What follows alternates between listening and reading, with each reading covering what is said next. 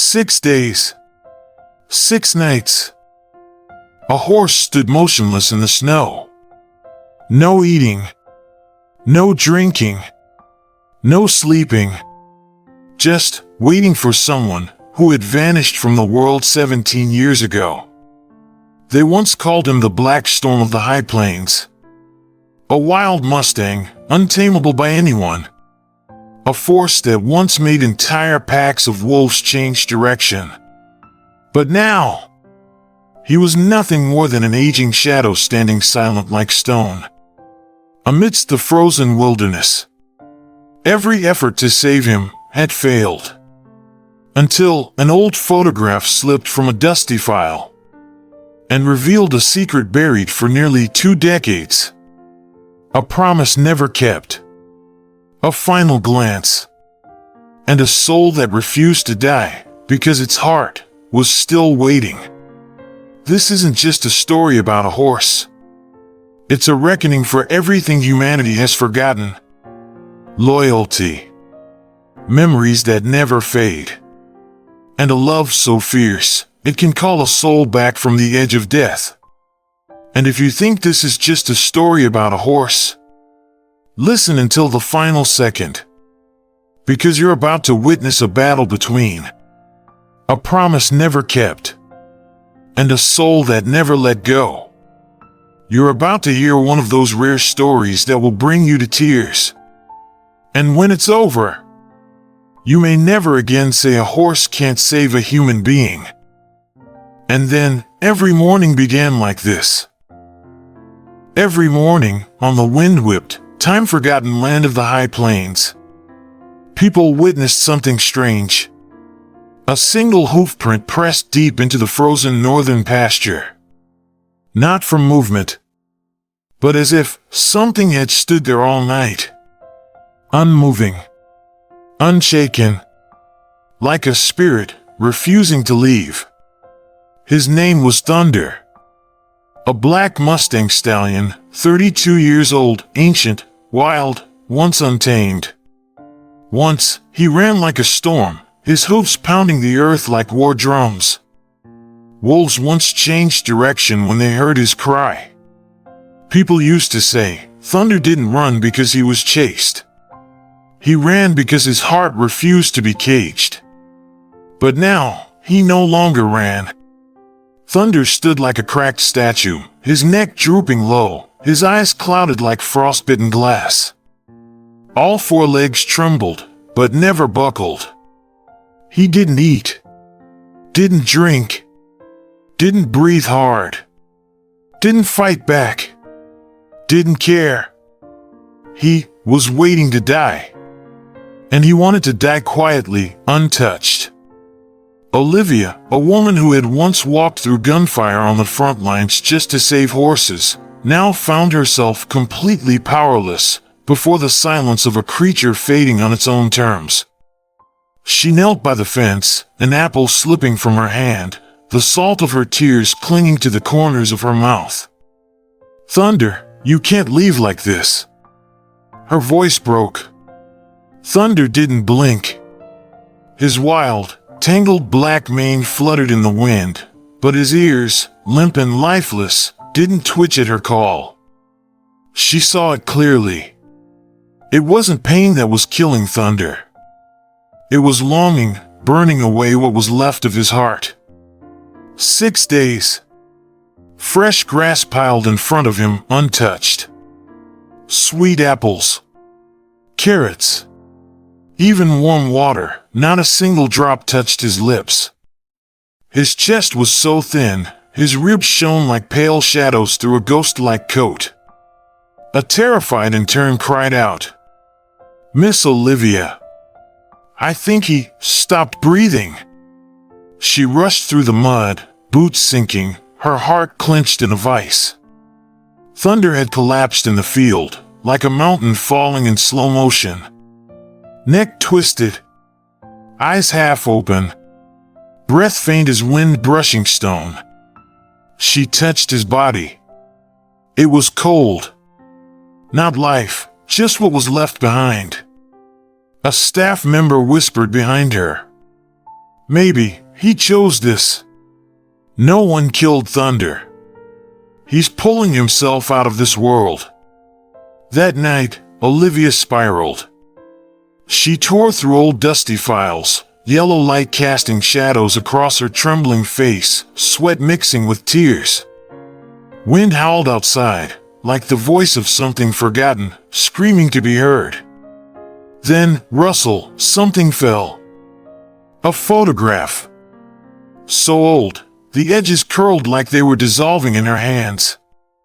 Thunder, young, glowing like a creature from myth. And beside him, a boy with wild curls and eyes full of freedom. He was smiling. Thunder tilted his head toward the boy, eyes saying, "If the world abandons you, I'll still be here." Scrawled on the back, Lucas and Thunder, Summer, 2012. Olivia froze. Her fingers gripped the photo until the edge left an imprint on her skin. She looked out across the field. Thunder still lay there, unmoving. But his eyes were facing west, toward the horizon, toward where Lucas had gone and never returned. Something caught in her throat, like the sky itself was holding back a truth too heavy to bear. A secret never told. A promise never kept. A soul still waiting to be found. Horses remember. And if they remember, then maybe that boy is the only thing still tethering Thunder's heart to this world. He doesn't want to live anymore, because the one he lived for is gone. Are you ready to hear the rest of this story? Because this isn't just a search for a person. It's a battle between death and memory. Between being forgotten and a loyalty that never dies. That winter came earlier than any before. Not with snow, but with a silence so heavy, not even the crows dared cry over the high plains. Thunder still lay there, like a living monument. No one dared call him a horse anymore. He was waiting, made flesh. He was longing, made visible. Inside the fogged-up window of her office, Olivia sat quietly. On her desk, a tear-crumpled photo lay beneath smeared ink. Lucas and Thunder, Summer, 2012. Who are you? Why is it only you who can pull a soul back from the edge of death? She whispered, as if speaking to a ghost through the glass. Olivia traced old addresses, made dozens of calls, sifted through thousands of lines of archived files. Each clue was a strand of hair, fragile, but filled with hope. She met Ben, the old vet who once treated Thunder. The curly-haired kid? Ben scratched his head. I think he used to call that horse soul brother. I remember because after I gave the shot, the horse turned and looked at me like he was saying, "I'll let you touch me, because he trusts you." I've never forgotten that look. Next, she found Linda, the first caretaker after Thunder's rescue in Utah. Sitting in a wheelchair, hair silver, vision nearly gone. But when she heard Thunder's name, her hand rose to her chest. Oh, I remember. That horse was never afraid of people. But he only stood up when he heard a boy's voice. Lucas. Yes, I think that was his name. Curly hair. Brown jacket.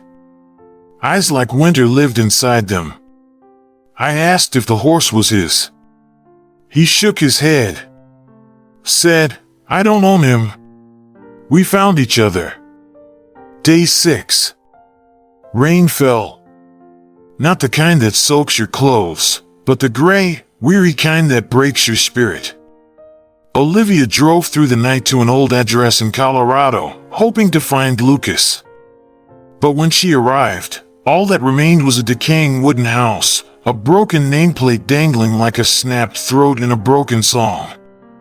For the first time in years, Olivia collapsed inside her truck.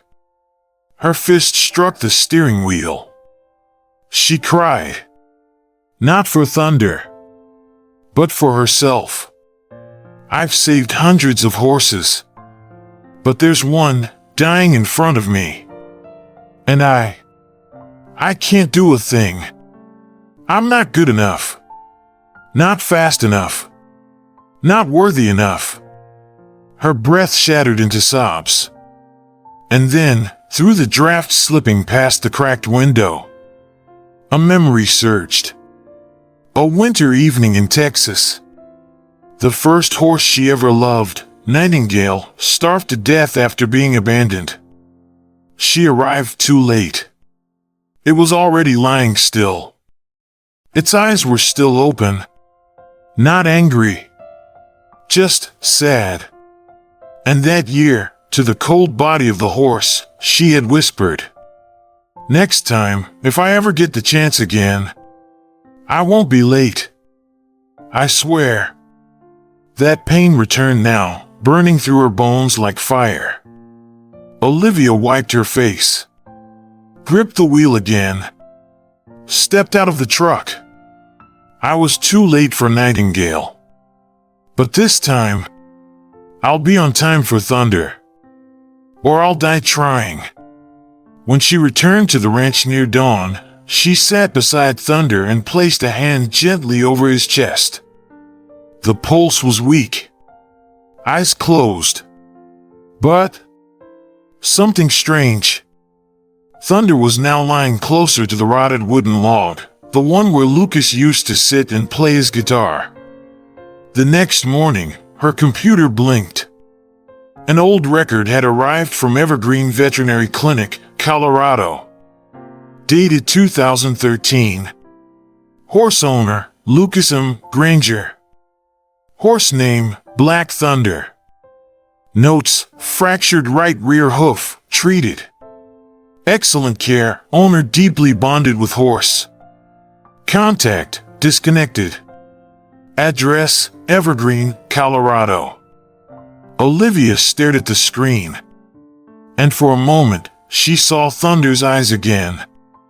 That look from years ago. Not the eyes of a horse, but the eyes of a soul, believing it was about to be saved. "I will find you, Lucas," Olivia whispered. "Not because Thunder is dying, but because he isn't dead yet. Because he's still waiting for you to come back. Some men live as if they've already died. No funeral. No grave. Just no one left to remember them and nothing left to wait for." Lucas Granger was one of those men. In the mountains of Evergreen, Colorado, the cold crept into the little woodworking shop where Lucas labored like a monk locked in his own monastery. No one came. No one left. Only the buzz of sauce, the smell of glue, and sawdust coating his hair, his clothes, and his heart. The loft above the shop held almost nothing. A mattress on the floor, an old lamp, and one wall completely plastered with handwritten notes to himself. Phrases like, "Don't remember. Don't say his name. No one's coming back." Every night, Lucas passed out at his workbench, drowning in the hum of country music from an old radio. Not because he loved music, but because silence kills slower than cancer. The day Thunder was taken, Lucas screamed like a child having his heart ripped out. He ran 3 miles, trying to catch the truck that hauled Thunder away. When he couldn't keep up, he collapsed in the dirt road, knees bleeding into his cowboy boots. But still couldn't find words to scream. He didn't get to say goodbye. Didn't get one last hug. He only saw his own eyes, reflected in Thunder's through the slats of the truck. The look of someone abandoned. Again. His mother died less than 2 weeks later. A deer jumped in front of the car. One final call, cut off forever. By the time Lucas reached the hospital, she was gone. In one night, his entire world was ripped from the roots. No one adopted him right away. They sent him to a group home. There, Lucas didn't speak a single word for 43 days. No smiles. No reactions. Just one sentence scrawled in a therapy journal. If a horse remembers you, you don't get to forget it. Lucas ran, drifting town to town, doing odd jobs, delivering freight, washing cars, cutting wood. 15 years later, he was a man who could name every nail and read every grain of wood, but couldn't name a single feeling. Until the landline rang. Olivia spoke quickly. She knew time was running out. But Lucas barely heard anything except the name, Thunder. His pulse locked. His knees buckled. And the coffee mug slipped from his hand, scalding liquid pouring over his skin. "Did you say Thunder is still alive?" he asked again. Not because he hadn't heard, but because his brain refused to believe the universe had just returned something it took away so long ago. When Olivia said Thunder was dying, but hadn't closed his eyes yet, Lucas collapsed for real. He opened his drawer. Inside, the old rein he had made by hand for Thunder. Oiled leather, firm, unbreakable, still carrying the scent of sweat from that day. It was stained with blood. His own blood, from when he fought the ranch handlers, begging them not to take Thunder away. He took out the photo. The only one he had left, turned face down for 10 years. Now, he flipped it over, and his world turned to ash. A curly-haired boy wrapping his arms around a black horse's neck. A smile too pure to survive the world. A soul that once believed, if I hold on tight enough, what I love won't ever leave. Lucas cried. For the first time in 17 years, he pressed his forehead to the wooden wall and sobbed like a child who no longer had a home. I left him in a world where no one even knew he was still waiting. I won't let him die alone. He stood, stepped outside the shop, and for the first time in years, he unlocked the door from the inside. He grabbed his old cowboy boots, slipped on his weathered leather jacket, and wrapped the rein around his forearm like a blood oath. Final shot of the chapter. Lucas driving his pickup truck through a valley of fog. The sky was gray, but in his eyes, for the first time, a flicker of light. Thunder, if you're still waiting, then this time, I won't be late. 6:17 a.m. The cold cut like blades. Not a single bird sang. Lucas pulled up outside the gate of High Plains Sanctuary. The old pickup truck shuddered, just like his chest. Not from the cold, but because, on the other side of that gate, was the only soul who had never betrayed him. It had been 4,237 days since the last time he touched Thunder. No news. No miracle. No goodbye. And now, Thunder was dying. And waiting. Waiting for someone the world had long since discarded. That someone was him. Olivia opened the gate. She nodded, said nothing. In her eyes was the look of someone who had witnessed miracles all her life, but still wasn't sure if this morning would be one of them. He's in the west pasture. Everyone's keeping their distance. He won't let anyone near him. He's not eating. Not moving. Lucas nodded. Each step past the wooden fence felt like stepping through a doorway in time, where memory and presence twisted like a thunderstorm in his chest. The field opened like an abandoned cathedral. The wind whipped his face as if to ask, "You really came back?" And then Lucas saw him. Thunder lay still in the mist-choked grass. His back hunched like a crumbling monument. His left side so gaunt, the bones of his hips jutted like blades. His head hung low, nearly touching the ground. Eyes half open, but empty. That once black body seemed to be slowly pulling its soul back into the dirt. Lucas stopped 10 steps away. He couldn't move closer. His heart clenched. Then burst. Then ripped wide open, all at once. The entire sanctuary held its breath. No one moved.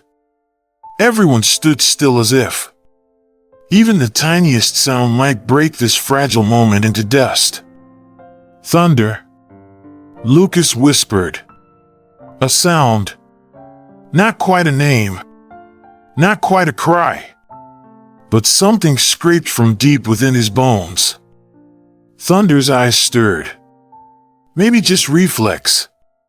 Or maybe a spark rising from the ashes of memory. Then, one ear twitched. Lucas forgot to breathe. He took a step. And another. His boots sank into frozen ground. Like the past itself was pulling him back where he belonged. It's me. Lucas. Can you hear me? He bent forward, one hand clutching his chest, trying to hold his heart together. And then, it happened. A whinny. Not loud. Not clear. Not full. Just a breath. Released the moment a dying soul brushed up against something it thought it had lost forever. Thunder raised his head. Eyes wide. Really open. Lucas dropped to his knees.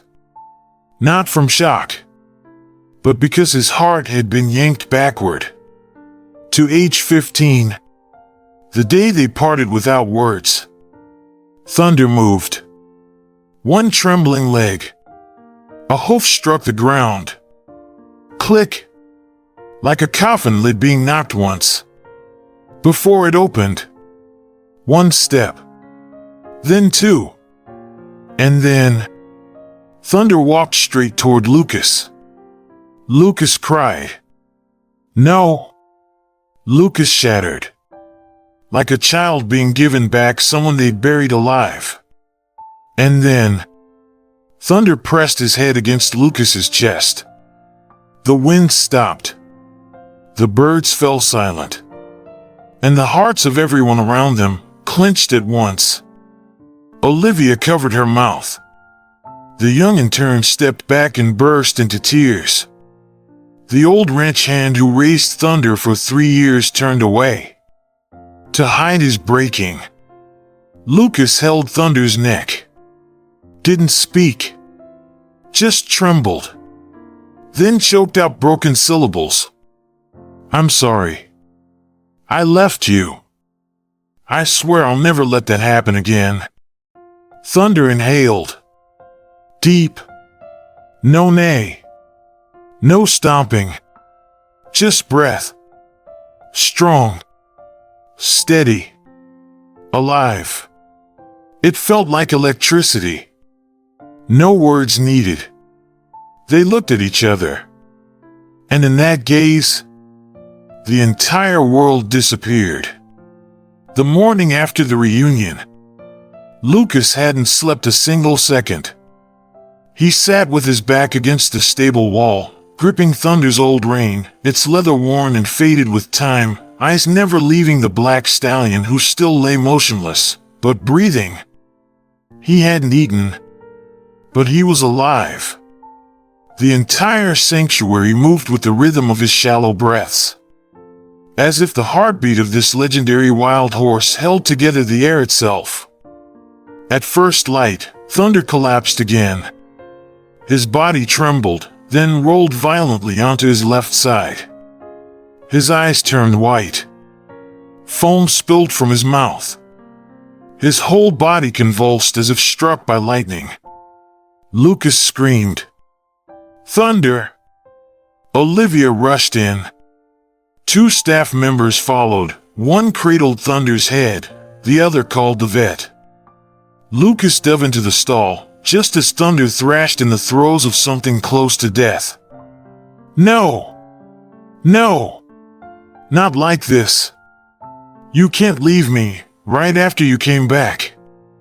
He fell over Thunder's chest, clutching his neck, holding on as if love alone could force life to stay. Sweat, tears, and blood from his fingernails scraped raw against the wood, all blending into one unnamed liquid of unbearable grief. Then, stillness.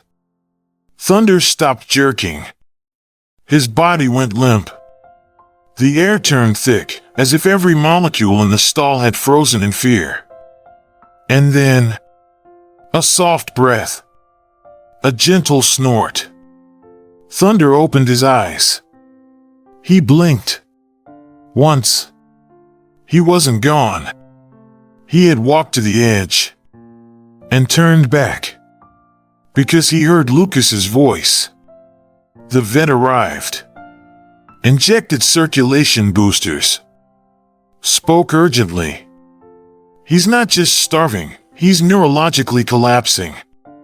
But what I don't understand is, this horse didn't die. Because someone called his name. Lucas began to remember the thing he'd buried for 17 years. That night, the night Thunder was taken, Lucas had chased the truck barefoot for 3 miles over gravel and stone. His blood painted the road behind him. He slammed the side of the trailer, screaming, "Don't take him! He's not property! He's my brother!" They shoved him, punched his chest. A blow to the jaw sent him to the ground. Blood poured from his mouth. And through that haze of agony, Lucas saw Thunder, through the slats of the trailer, turn his head. That look wasn't fear. It was waiting. And the thing that haunted Lucas all his life. Thunder stomped his hoof. Once. Let out a cry. Then bowed his head. And didn't look back. Lucas had lived every day wondering, was that the last look? Or was it goodbye from a soul that already knew its fate? And now, in that old wooden stall in High Plains, Lucas pressed his forehead to Thunder's, gripping the stallion's face in both hands, whispering like a man praying to God, "I remember you looked back, and I didn't get there in time. But this time, you're not dying, you hear me? I'll hold you together. Even if it costs me every last drop of blood."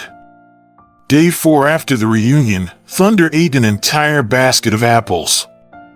No hesitation. No flinching. He ate like he was reclaiming everything that had ever been stolen from him by time and forgetting. Olivia stood recording notes, but her hand was shaking.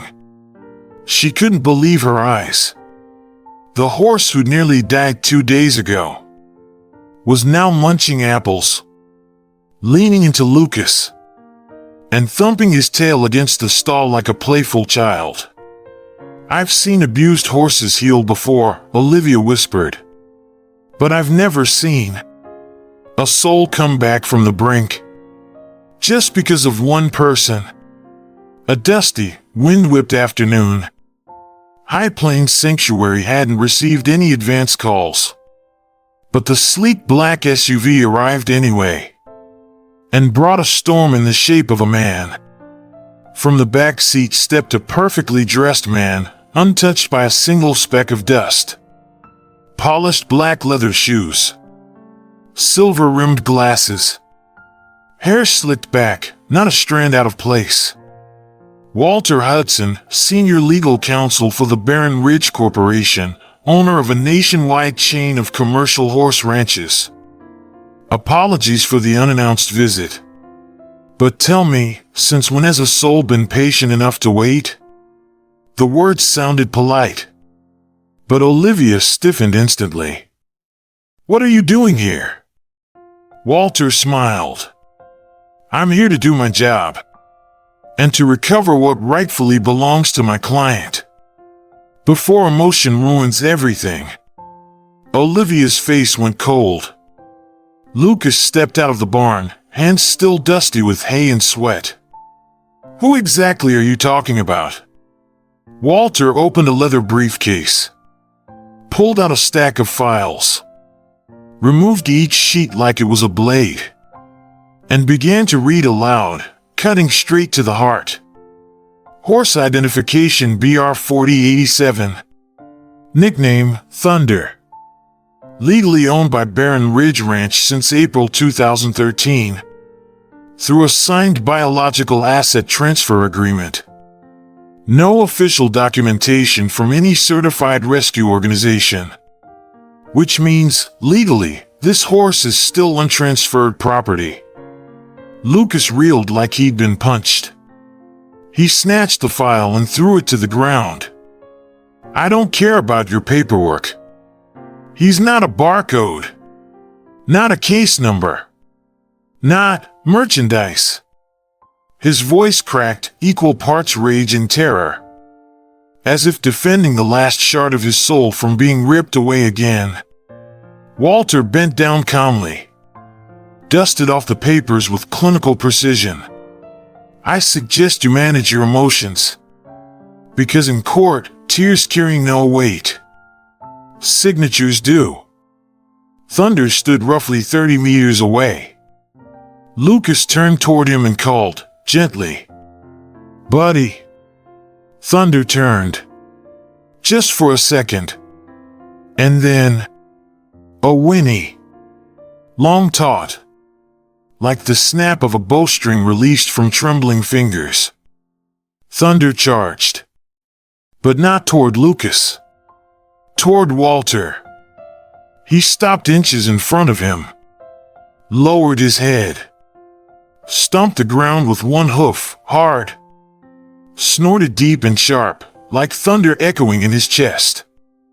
The entire ranch fell silent. He knows, Olivia whispered. He knows the scent of blood, from places that once locked souls inside iron cages.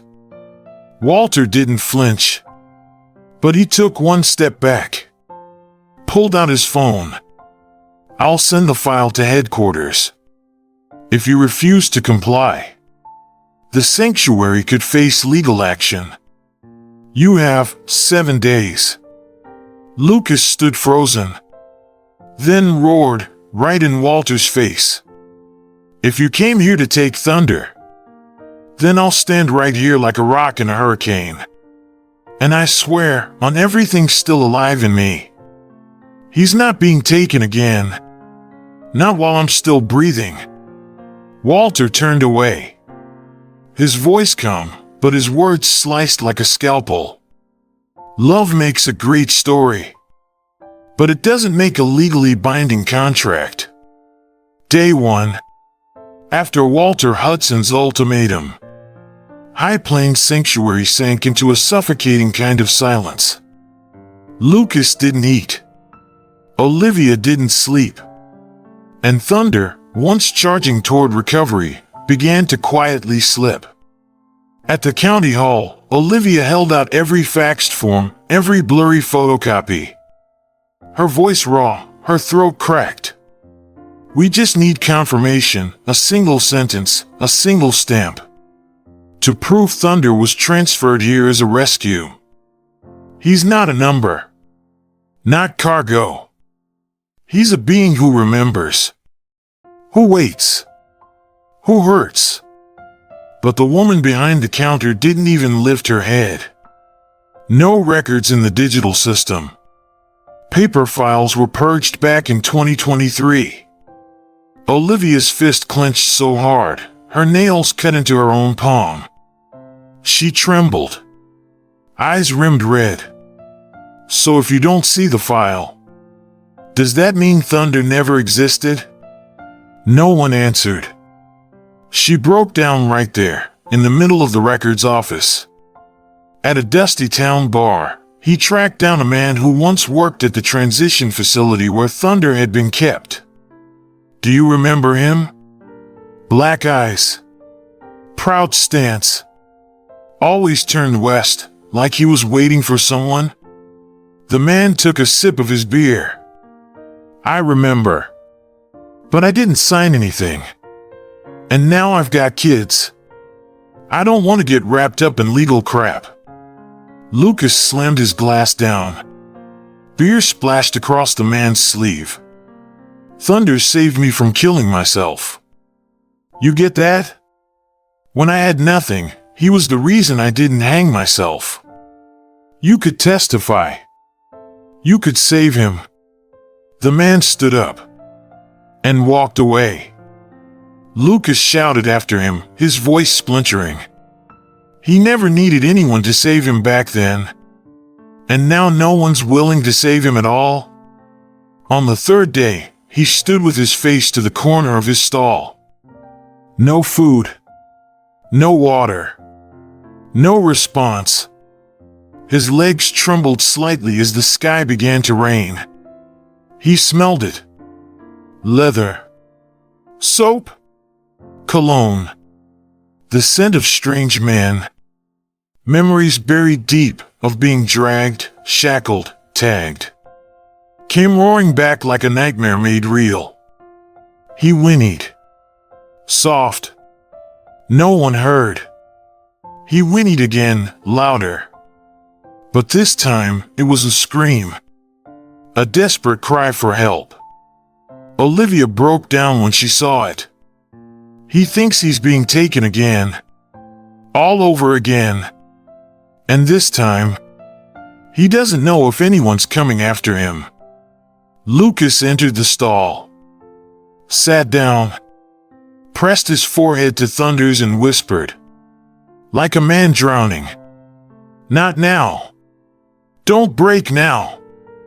If you collapse, I won't survive this. Thunder glanced at him. Then closed his eyes.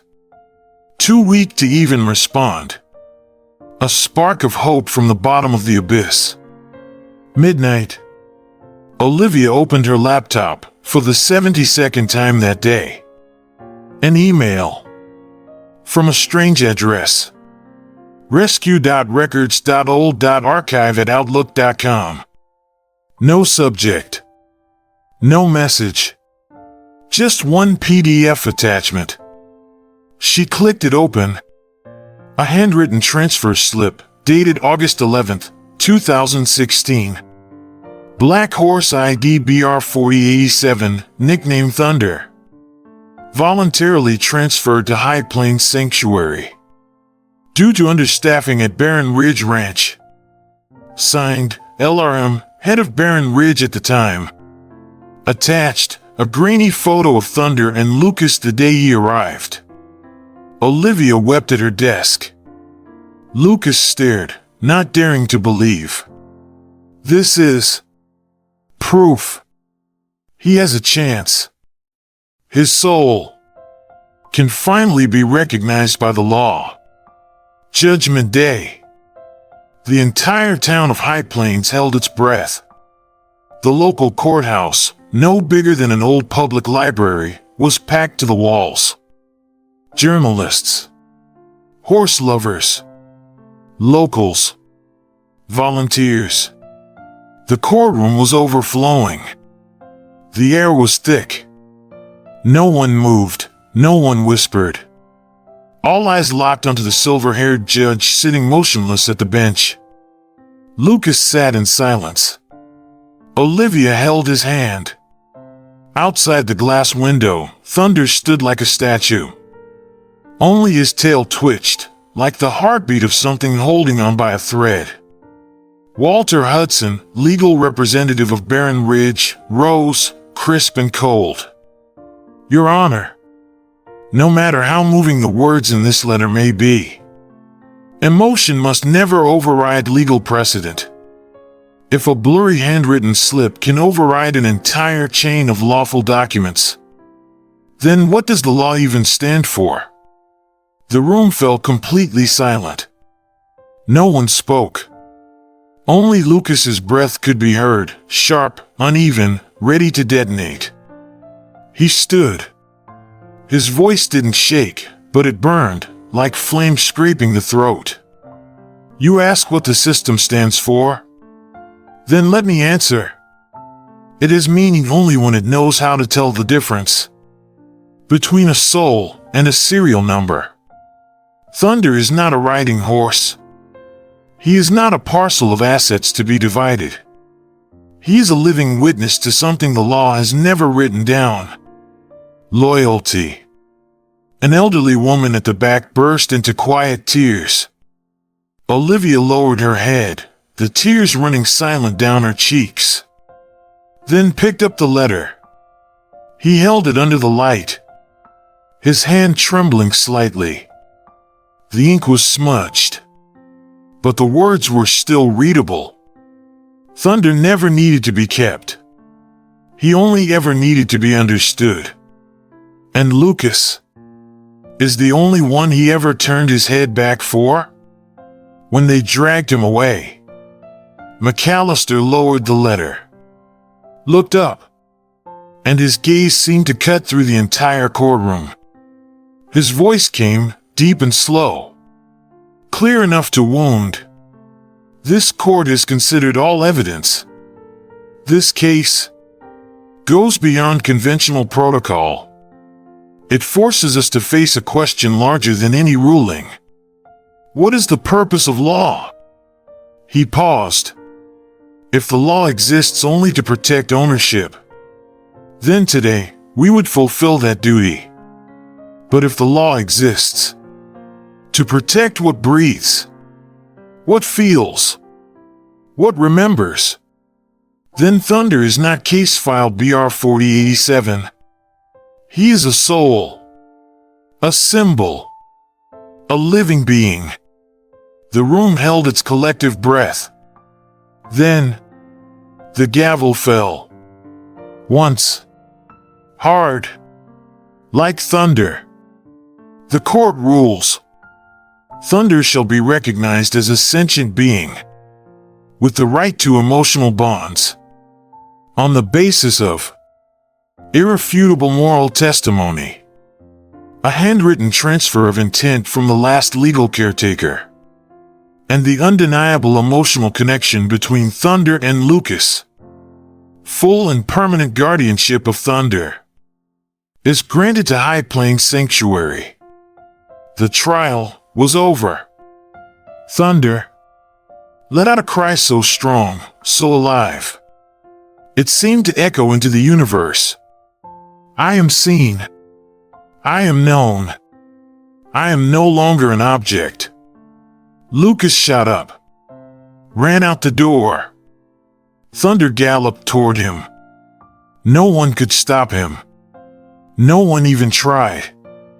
And there, in front of the courthouse, beneath a sky heavy with truth, a man and a horse touched again. In the wind, in the eyes of the crowd choking back tears. Everyone had come to witness one question. Can a soul ever win against a piece of paper? Thunder had not been allowed inside the courtroom, but had been led just meters from the window. He stood, head low, eyes fixed on Lucas, as if the moment he vanished, Thunder would fall. 8-pointed star chapter 9. The end and the lesson. Thunder returns to the sky. Some souls are not born to be owned, but to be seen, understood, and trusted until the very end. 2 months after the trial, the western fields of High Plains shimmered emerald under golden sunlight. Wind swept through the pine trees, sending waves across the grass like hands beckoning a soul home to the open sky. Thunder stood atop the highest hill, his body fully healed. His black coat shone like silk, his shoulders strong once more, and his eyes, once dulled by despair, now burned with galaxies. Lucas stood a few steps behind. No reins, no halter, just a hand over his heart and a whisper. Run. Fly, my friend. The whole sky's been waiting for you." Thunder let out a cry, then sprang, like an arrow snapping chains. He ran, unleashed. Wind howled. Grass bent. Dust spiraled into clouds beneath his hoofs. The scene was poetry, was music, was myth. Lucas stood still, eyes shining, but he didn't cry, because he was watching a soul finally return to where it belonged. And from that day forward, thunder no longer belonged to anyone. He became a living symbol. High Plains gained fame across the state. People traveled from miles around, not to see an old rescue horse, but to witness a soul that chose to live and won through love. Then came the girl who silenced everyone. 9 years old. Bald head. Pale skin. She sat in a wheelchair. Her name was Hannah. Her parents brought her all the way from Idaho. After seeing the news story about thunder, her mother whispered to Olivia. She refused treatment until she saw the video of Thunder whinnying for his friend through the courthouse window. She said, "If that horse didn't give up, then neither will I." Lucas brought Thunder forward. He bowed low. Hannah reached out with a tiny hand and touched his forehead. Thunder stood still, eyes closed. 1 minute. No one spoke. Only wind and hearts breaking. Hannah's parents wept. Lucas turned away, his eyes blurred with tears. A few months later, Olivia published her first book. Horses don't just remember. They love. On the cover, Thunder, standing alone on the hilltop, gazing into the horizon. The final page reads, "I used to think horses only knew how to run, but Thunder showed me. They know pain. They know waiting. They know how to forgive. And more than anything, they know how to love." As for Lucas, he never left High Plains. He built a special shelter for Thunder. No locks. No fences. Just a wooden roof opening to the sky. Outside, a hand-carved sign reads, "A place where no one needs to be kept." Because here, he chose to stay. In a television interview, Olivia was asked, "What do you think Thunder taught us most of all?" She paused, then smiled. That between humans and horses, there is a language beyond species. Not the voice, not the hoof, but something greater.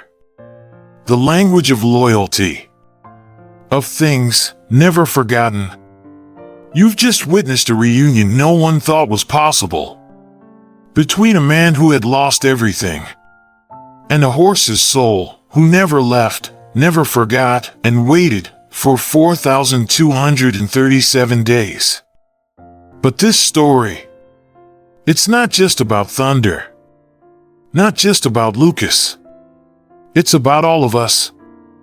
Because maybe, somewhere along the way, we've all abandoned something important. A promise unkept. A soul that once saved us, and we let it slip away. And for the rest of our lives, we wonder, is it still possible to go back? Thunder proved something. True love doesn't know time. Memories don't die. Faith doesn't die. And the things we once truly loved, if they were real, they'll still be waiting for us until the very end. In this world, there are things that law cannot name. Not found in statutes. Not marked by serial numbers. Not measured in units. But you'll know them when they look at you. and wait for you like thunder did. If you're listening to this, and a name echoes in your heart, a person, a dream, something that once meant everything, then please don't walk away. Go back, because maybe it's still waiting for you. And if you believe, as we do, that between humans and horses, between humans and humans, there exists a language beyond species, the language of loyalty, of things never forgotten, then don't keep this story to yourself. Share it. Hit subscribe, not just for a storytelling channel, but for the beautiful things still left in this world. Gallop of Glory, where wild souls are remembered, and where our hearts finally awaken.